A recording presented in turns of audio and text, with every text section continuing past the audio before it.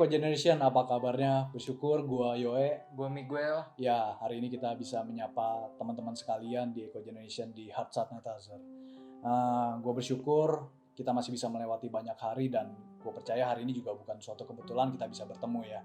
Ya, bener banget kok. Setiap hari adalah kesempatan yang diberikan Tuhan kepada kita. Cakep. Apalagi kita harus melakukannya dengan bahagia dan tetap sukacita untuk melewati hari-hari yang baru. Cakep. Karena kan hati yang gembira adalah obat yang manjur kan. Oke, hari ini kita mau bawain praise report dan prayer request ya. Kita ada praise report apa ini? Okay. Jadi yang pertama itu ada teman kita yang semakin semangat dalam Tuhan. Wow. Ini bagus banget bagi orang muda seperti kita untuk semangat lebih lagi dalam Tuhan, apalagi di dalam pandemi ini. Kita nggak boleh kalah ya, harus semangat juga ya, benar. Dan yang kedua ada teman kita juga yang terberkati di dalam IF.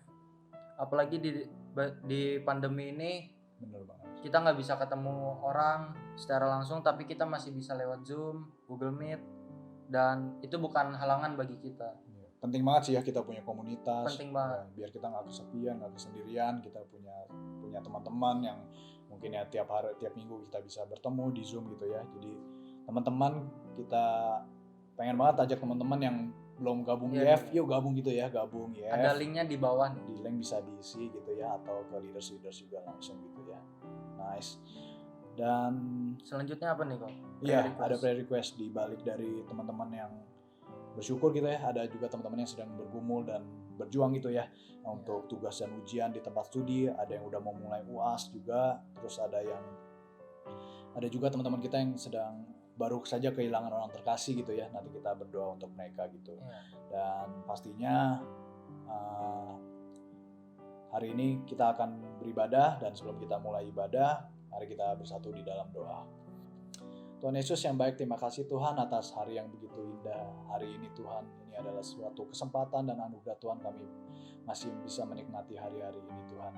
Tuhan, khususnya hari ini Tuhan, kami mau berdoa Tuhan untuk teman-teman kami yang bergumul dan berjuang untuk studinya, untuk tugasnya dan UASnya Tuhan. Tuhan yang beri hikmat kebijaksanaan kepada mereka, Tuhan yang tambahkan Tuhan kepintaran, kecerdasan Tuhan, supaya mereka bisa mengerjakan, menyelesaikan ujiannya dengan baik, tugasnya dengan baik, dan dengan nilai dan prestasi yang mereka capai Tuhan, mereka bisa menjadi terang, menjadi garam-Mu, dan menjadi berkat Tuhan dimanapun mereka berada Tuhan. Tuhan, kami juga berdoa untuk teman-teman kami yang baru saja kehilangan orang terkasih Tuhan. Tuhan yang beri penghiburan, Tuhan yang beri kekuatan untuk keluarganya Tuhan. Tuhan terus jaga mereka dengan kuasa darah-Mu Tuhan, dan supaya mereka terus bersandar kepadamu, terus beriman kepadamu Tuhan. Tuhan, kami juga berdoa untuk ibadah hari ini Tuhan. Kami percaya Engkau 2-3 orang berkumpul, Engkau hadir di ibadah kami ya Tuhan, dan biar hadirat-Mu saja yang mengalir dan Roh Kudus-Mu yang mengalir dalam hidup kami ya Tuhan Yesus. Terima kasih Tuhan, kami sudah ucap syukur. Haleluya. Amin. Amin.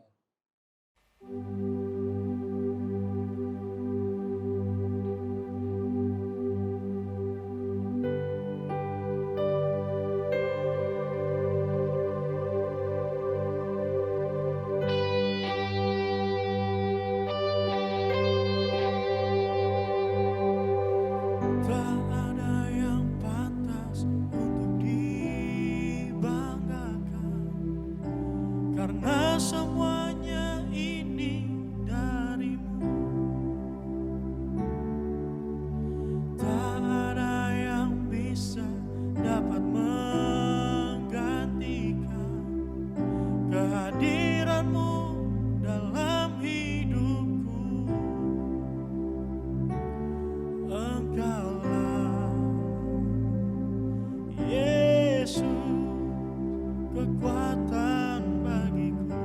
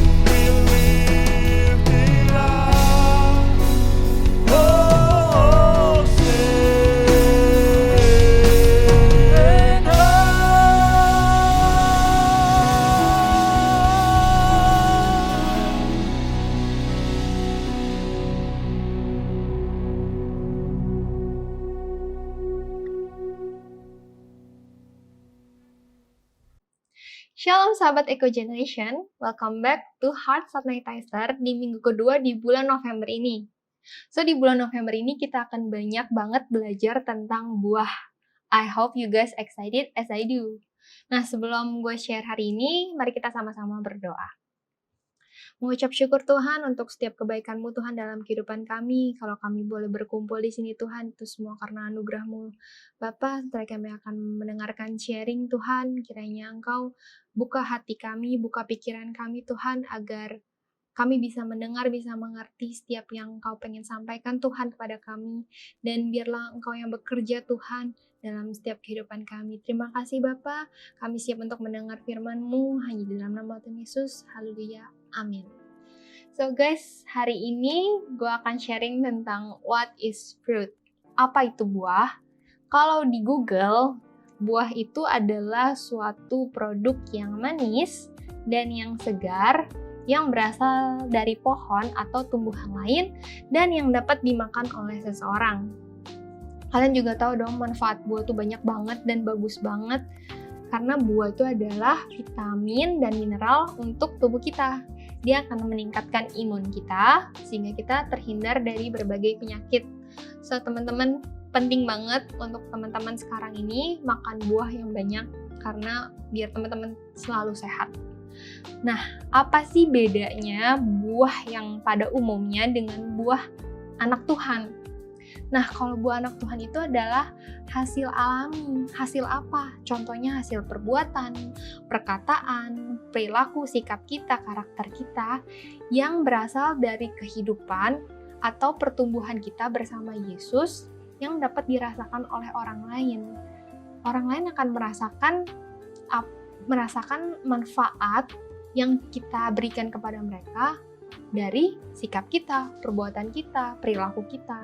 Nah, itu orang-orang itu bisa merasakan manfaatnya.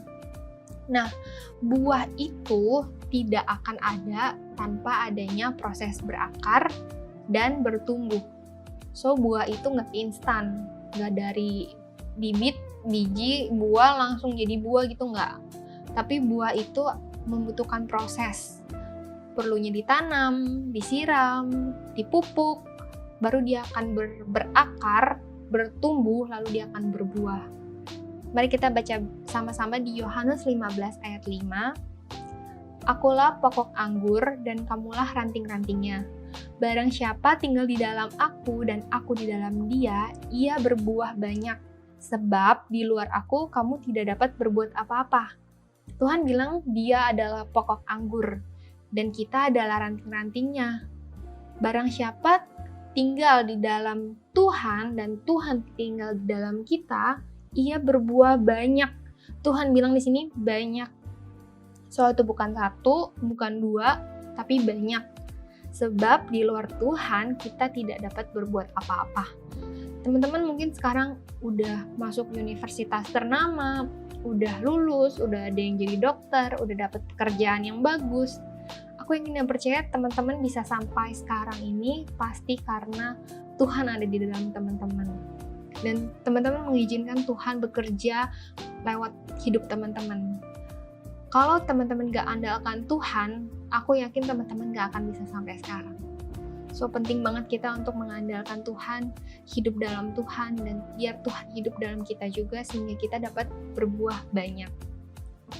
Di Matius 3 ayat 8 katakan, jadi hasilkanlah buah yang sesuai dengan pertobatan. So di sini buah diidentifikasikan sebagai pertobatan atau perubahan hidup, change of life. Perubahan yang dimaksud itu perubahan bukan perubahan fisik, bukan perubahan luarnya, bukan kulitnya, bukan casingnya, tapi perubahan yang dimaksud adalah perubahan dalam diri kita, perubahan hati kita. Itu yang Tuhan maksud dalam ayat ini. Perubahan kita itu bisa dilihat loh dari keseharian kita. Contohnya perkataan kita. Gimana sih kita berkata-kata di depan teman kita, di depan umum, di depan orang tua kita. Gimana sih sikap kita? Gimana sih tindakan dan karakter kita? Nah, kita kan juga tahu nih, buah-buah roh ada 9. Ada kasih, sukacita, damai sejahtera, kesabaran, kemurahan, kebaikan, kesetiaan, kelemah lembutan, dan penguasaan diri. Nah, gimana sih caranya berubah? Berubahnya tuh kayak gimana sih? Nah, berubahnya tuh yang mungkin dulu teman-teman suka marah, yang emosi, yang dikit-dikit emosi. Nah, sekarang teman-teman lebih sabar, lebih lemah lembut. Yang dulu rasanya denger dia nafas aja kayak pengen kesel gitu kan, pengen marah gitu. Dan tapi teman-teman sekarang jadi lebih penuh dengan sukacita, lebih penuh dengan kesabaran. Nah, itu perubahan yang Tuhan mau, bukan luarnya, bukan teman-teman jadi keren atau teman-teman pakai baju, pakai sepatu apa, bukan. Tapi apa yang ada di dalam diri kita, what's it inside, not the outside. So, orang yang udah berubah, orang yang sudah bertobat, itu nggak perlu bilang ke orang lain kalau dirinya udah berubah. Karena pohon nggak bilang ke orang lain kalau dia sudah berbuah. It shows. Dia menunjukkan kalau dia sudah berbuah. Sama halnya kayak kita. Kita nggak perlu bilang ke orang lain, guys, gue udah berubah. Gue udah nggak kayak dulu. Gue udah baik, kan? Kita nggak perlu bilang. It shows. Kita harus menunjukkan. Itu dapat terlihat dari sikap kita, dari keseharian kita. Orang lain akan menilainya, orang lain akan melihatnya dengan otomatis. Nah, di Lukas 6 ayat 43 juga bilang, pohon yang baik tidak akan menghasilkan buah yang buruk, dan pohon yang buruk tidak menghasilkan buah yang baik. So, teman-teman, saat orang lain lihat kita berubah, kita bertobat, buahnya manis, orang lain akan tahu, oh, pohonnya manis, pohonnya bagus, pohonnya baik. Gak mungkin pohonnya jelek, karena dikatakan pohon yang baik tidak menghasilkan buah yang buruk. Saat teman-teman berada di pohon yang baik, pasti buahnya akan baik. Saat teman-teman di pohon yang buruk, pasti buahnya buruk. Gak mungkin pohon yang buruk menghasilkan buah yang baik. Itu enggak. So, teman-teman, saat teman-teman berada di tempat yang baik, teman-teman akan menghasilkan yang baik. Kalau teman-teman berada di tempat yang buruk, teman-teman pasti akan menghasilkan sesuatu yang buruk. So, bisa dibilang hidup yang berbuah itu adalah hidup yang berubah. Aku ada 3 poin yang mau di-share untuk gimana sih caranya jadi buah yang baik. How to be a good fruit. Gimana sih jadi buah yang manis? Gimana sih jadi buah yang enak? Yang pertama adalah berakar dalam firman Tuhan.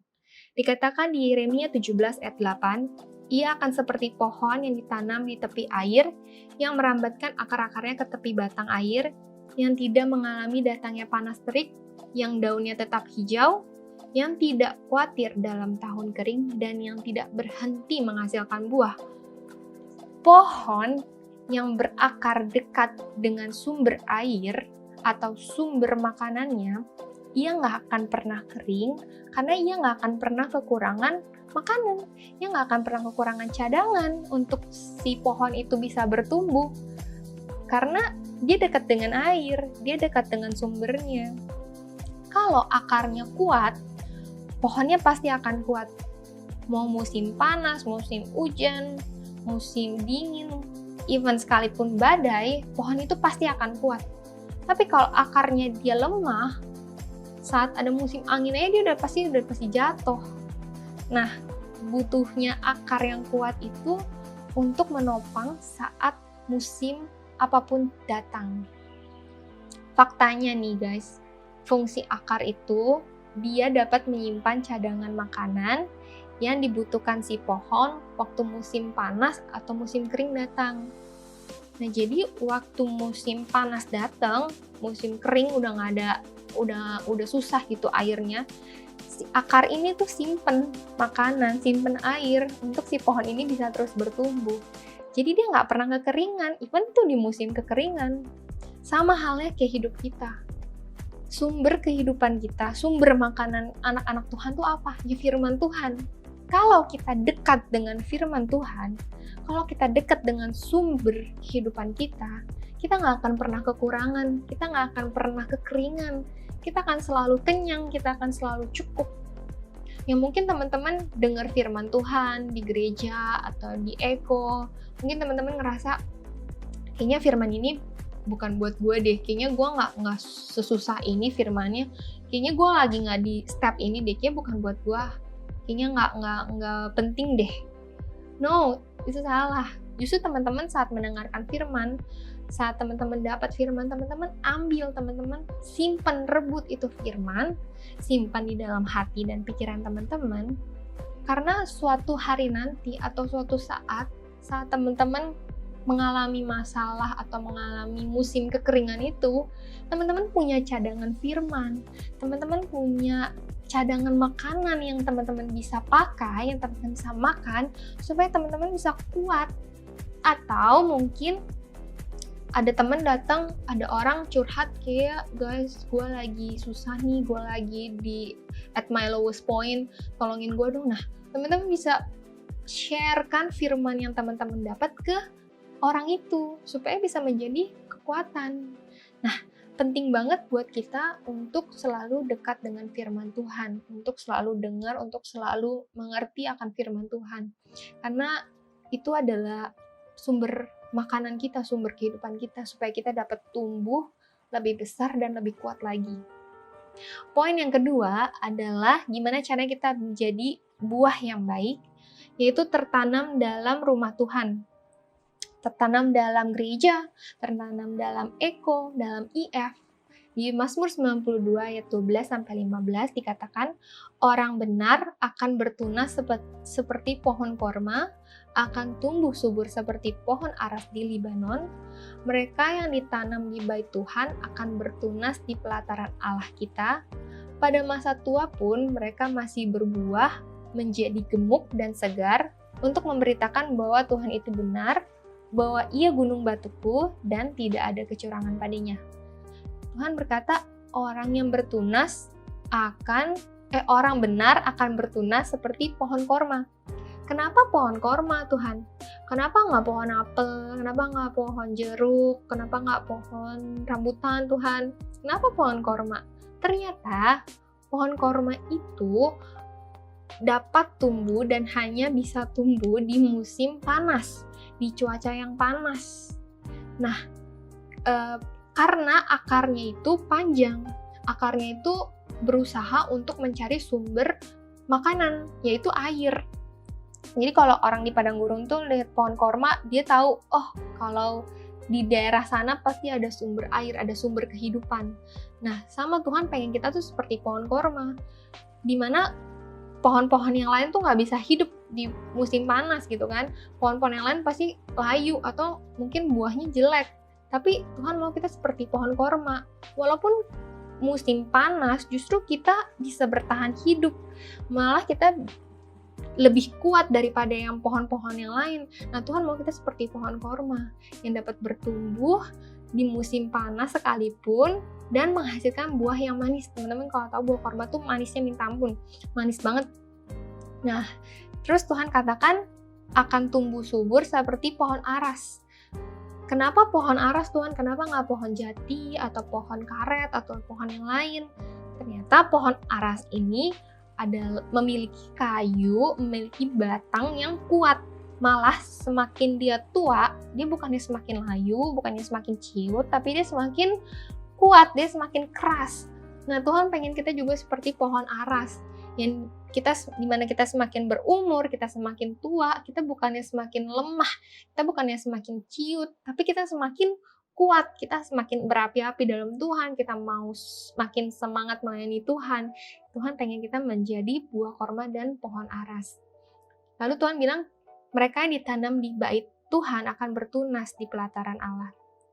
So, di sini Tuhan bilang, kita harus tertanam di bait Tuhan, yaitu di gereja, di Eko, di IF. Kita harus tertanam sehingga kita dapat bertumbuh dan menghasilkan buah yang banyak. Wow, luar biasa teman-teman. Dan poin yang ketiga, buahnya tinggal tetap. Dikatakan di Yohanes 15 ayat 16, bukan kamu yang memilih aku, tetapi akulah yang memilih kamu.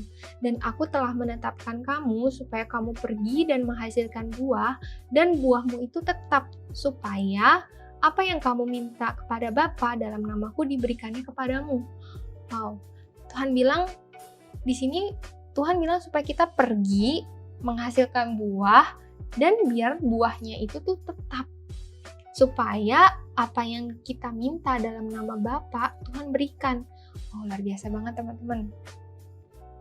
Nah, mungkin ujian yang kita hadapi kalau misalnya teman-teman naik kelas, mau masuk universitas atau masuk kerja, pasti ada namanya ujian atau tes. Nah, itu tuh proses. Nah, sama halnya kita, saat kita diproses Tuhan, kita akan naik level. Di Yohanes 15 ayat 1-2 dikatakan, "Akulah pokok anggur yang benar dan Bapakulah pengusahanya. Setiap ranting-ranting padaku yang tidak berbuah dipotongnya, dan setiap ranting yang berbuah dibersihkannya, supaya ia lebih banyak berbuah." Tuhan berkata di sini lebih banyak berbuah. Tapi sebelumnya dia ada bilang, Tuhan bilang setiap ranting padaku yang tidak berbuah dipotongnya. Nah, mungkin Tuhan sekarang izinkan di kehidupan teman-teman, Tuhan sedang memotong atau memangkas hal-hal yang gak penting.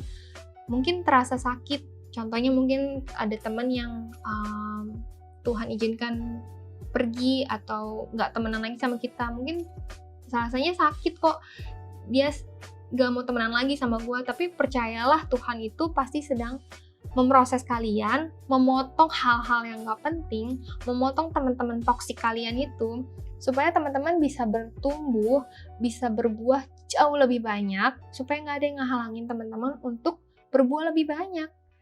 Mungkin terasa sakit, terasa sedih, tapi jangan pernah kecewa, jangan pernah marah sama Tuhan, jangan pernah sedih. Kenapa? Karena itu adalah proses. Prosesnya Tuhan itu unik dan seru. Mungkin ya teman-teman berat gitu ya, tapi percayalah teman-teman kalau bisa ngelewatin ya, teman-teman akan naik level dan teman-teman akan berbuah jauh lebih banyak. Teman-teman akan lebih kuat jauh daripada sebelumnya. Saat teman-teman udah di level atas, udah naik level nih, saat ada masalah teman-teman akan bilang, oh ini mah masalahnya gak ada apa-apanya, gue udah pernah kok ngelewatin masalah sebelumnya. Teman-teman akan jadi lebih kuat, teman-teman akan jadi lebih strong. Justru teman-teman bisa jadi berkat buat yang teman-teman lain, buat orang-orang lain yang masih di level-level yang dulu teman-teman pernah ada. Teman-teman jadi orang yang encourage mereka. Come on guys, you can do it, I can do so you can. Teman-teman jadi motivator mereka, dukung mereka. Nah, kenapa kita butuh IF? Kenapa kita butuh gereja, perkumpulan? Karena kita nggak bisa hidup sendiri. Kita butuh orang yang support kita butuh orang yang bantu kita. Even cuman say, you can do it, we need that. Kita butuh. Manusia itu butuh seseorang. Nggak bisa dia jalan sendiri. So, teman-teman, penting banget kita untuk tertanam di dalam Komsel, dalam IF. Dan nikmati proses yang Tuhan berikan. Nikmati setiap proses. Karena proses itu indah pada waktunya. Hidup itu bukan sekedar tujuan. Hidup itu bukan sekedar ujungnya aja. Tapi hidup itu adalah proses. Kehidupan yang ada di tengah itu yang dinamakan hidup. Dimana kita merasakan sedih, senang, asam, manis, pahit, nano-nano di situ. Gak cuma ujungnya doang hasilnya. So, teman-teman nikmati proses itu.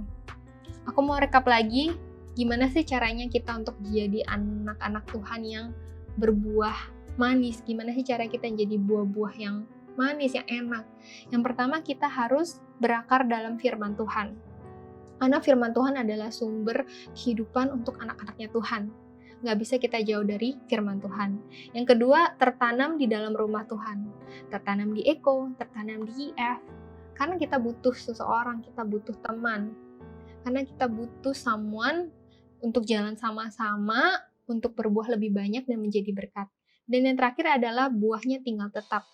Walau ada proses-proses yang gak enak, Tuhan pangkas, Tuhan potong, Tuhan bersihkan, sakit itu. Tapi percayalah, maksud Tuhan adalah supaya teman-teman bisa berbuah lebih banyak lagi daripada sebelumnya. So, teman-teman yang punya kerinduan untuk Tuhan, aku mau jadi buah yang baik, Tuhan aku mau jadi buah yang enak, supaya orang lain bisa merasakan kebaikan Tuhan dalam hidupku melewati aku yang Tuhan pakai ini. Mari kita sama-sama berdoa dan kita datang sama Tuhan. Terima kasih Tuhan, terima kasih Bapa. Kami mau Tuhan jadi buah-Mu Tuhan, kami mau Tuhan jadi perpanjangan tangan-Mu Tuhan, agar apa yang kami lakukan Tuhan dalam kehidupan kami, dalam sehari-hari kami Tuhan, orang-orang bisa melihat Tuhan kalau Engkau ada di dalam kehidupan kami. Pakai kami Tuhan, proses kami Tuhan lebih lagi, walaupun sakit Tuhan, tapi kami yakin dan percaya hasilnya pasti akan indah Tuhan, hasilnya pasti akan manis dan enak Tuhan. Dan Tuhan berikan kami komunitas Tuhan, IF Tuhan yang baik, teman-teman yang dukung Tuhan, sehingga kami bisa sama-sama berjalan Tuhan untuk memuliakan nama-Mu Tuhan, dan kami bisa menghasilkan buah lagi Tuhan lebih banyak untuk kemuliaan nama-Mu. Terima kasih Tuhan untuk firman dan sharing hari ini. Kami sangat berterima kasih dan bersyukur Tuhan karena Engkau masih sayang kami. Terima kasih Bapa, kami serahkan semuanya hanya dalam nama Tuhan Yesus. Haleluya. Amin. So have a nice day guys. God bless.